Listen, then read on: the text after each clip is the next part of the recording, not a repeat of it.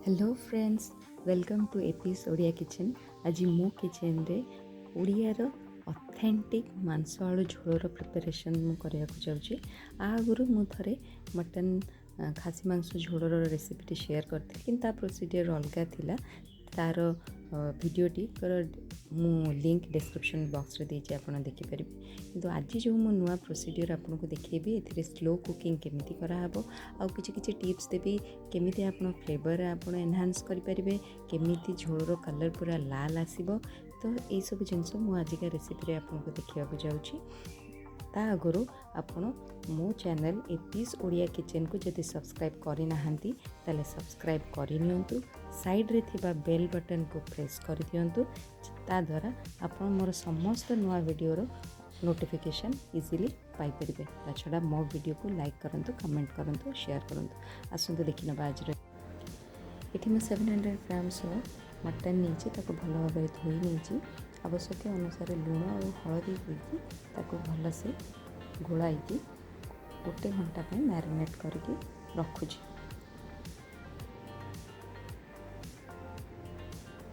अभी ग्रेवी पे हमको कौन कौन दरकार, गोटा मसला मध्य आमको किसी तेजपत्र, किसी सुखिला लंका, दालचीनी,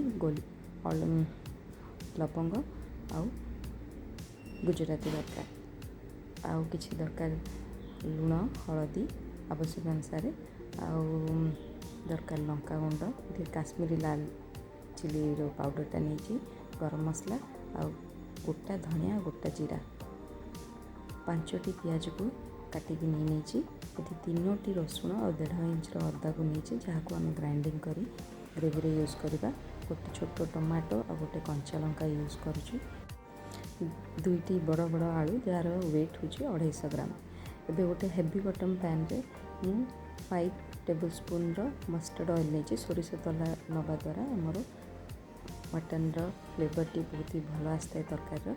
एबे सब गोटा मसला ये ऐड कर गोटे सुखिला लंका को यूज कर पियाज गुड़िक ऐड करके गोल्डन ब्राउन हवा जाए आमको फ्राए करा पड़ो।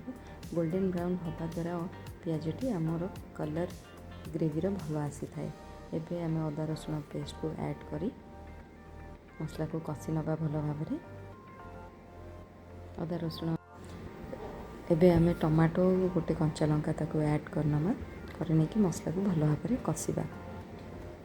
ये टी मसला भल भाव में कषापी आम मझे मझे ढांकुणी नहीं ताको कवर करके लिड्टी आम ताकि मसला को कषि नवा भल। देखो मसला कषि आसला। एबे मुझे गोटे पिंच चीनी देछि। चीनी दवा द्वारा आमर फ्लेवर बहुत ही एनहांस होता है। एबे से किसी लुण आवश्यक अनुसार लुण हलदी देछि, आउ काश्मीरी लाल मिर्चटी देछि। आ द्वारा आमर ग्रेवी कलर बहुत ही बढ़िया आसबो। एबे मसला ऑयल सेपरेट होला परे मु एठी मटन ऐड कर दूछि। मटन ऐड कर सारा परे 7 ରୁ 10 मिनिट आमको हाई फ्लेम रे मटन को कषिया को पड़िबो। देखो 10 मिनिट जाए मु मटन को भल भाव में कषि नहीं। एबे नेक्स्ट 10 ରୁ 15 मिनिट्स आपको आमको स्लो आंचरे लीड लगाई आउ थे भल भाव में कषि नवा को पड़िबो। भलरे हमको कषिकी देखा पड़ो। बारंबार हमको ये नजर रखा पड़ो जमी मसला तले न लग जाओ। ये आम 2 चामच नवा धनिया, गोटे चामच जीरा और 2टी सुखिला लंका ताको आपण पाखे जदि शिल थी आपड़ ताको पेसिकी नहीं पारे। मो पाखे ना से मुझे ग्राइंडिंग करी मसलाटी को मटन मध्य ऐड करी एबे भल भाव में कषि नौची। जो आलू गुड़िक देखी थी मुझे भल से छड़ाई तो पानी रे किछि समय बतुराई। एबे ताको मटन रे जिते मटन रो ऑयल सेपरेट हो लगे से आलू को ऐड कर नेबी। एबे आलू को मु नेक्स्ट 5 मिनिट पाई मटन सहित टिके कषि देबी। एबे 2 कप गरम पानी मु इथरे ऐड करी। आलू पे आप आवश्यक अनुसार लुण ये ऐड करने। आउ जेहेतु मुझे गोटे हेवी बटम पैन नहीं से मुझे स्लो कुकिंग प्रोसेस रे जीवी और लीड लगे नेक्स्ट 45 ରୁ 1 घंटा मुझे ये कुक कर सारी रेडी। देखो लीड खोलिकी एबे मोर मटन रेडी हो गला। मटन तरकारी এইভাবে ଆପଣ ସ୍ଲୋ କୁକିଂ ପ୍ରୋସେସ୍ରେ ମଟର ତରକାରୀର ଫ୍ଲେଭର୍ ବହୁତ ହି ଅଧିକା ଆସିଥାଏ।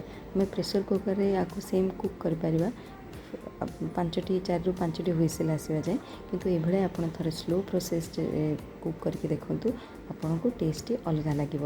ଏବେ ମୁଁ ଗୋଟେ ବଡ଼ ଚାମଚରେ କିଛି ଗରମ ମସଲା ଆଡ଼୍ କରିନେଉଛି।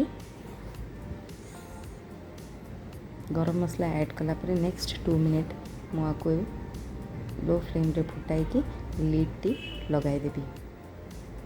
5ରୁ 7 मिनिट पर मु लिड्टी खोलि आ द्वारा फ्लेवर जी आमर भल आ भितर आलू हरिका मध्य भलसे ऐड हो जो गरम मसला देलु। देखु आमर मांस आलू झोल तरकारी हो जाइए, केते रेड कलर आसी तार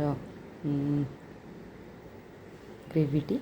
इठी मु बहुत कम तेल यूज़ करची, नेचुरली मटन रो जो फैट रू और बाकी तार ऑयल रो जो कलरटा ग्रेवी पूरा लाल कलर देखा जाउची, तेलिया झोल देखा जाउची। देखो तो केते सुंदर मांस आलू झोल तरकारी, जोटा कि प्रत्येक ओडिया घरे प्रायतः संडे लंच रे इंक्लूड थाए। आपण थरे ये स्लो प्रोसेस रे कुक करंतु, करके केमिति लागिला कमेंट रे जणाइबे। मो चैनल एपिस ओडिया किचन को सब्सक्राइब करंतु, साइड रे बेल बटन को प्रेस करंतु। वीडियोटी भल लागिले लाइक करंतु, शेयर करंतु और कमेंट करंतु। धन्यवाद।